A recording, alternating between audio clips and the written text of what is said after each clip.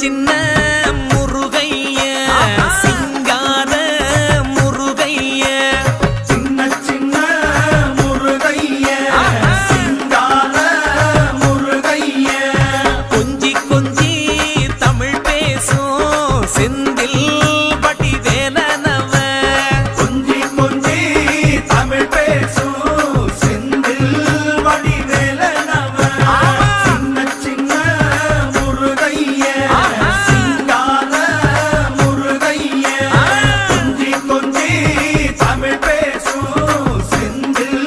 வடிவேலனவ சுப்பிரமணிய சாமி என்பார்,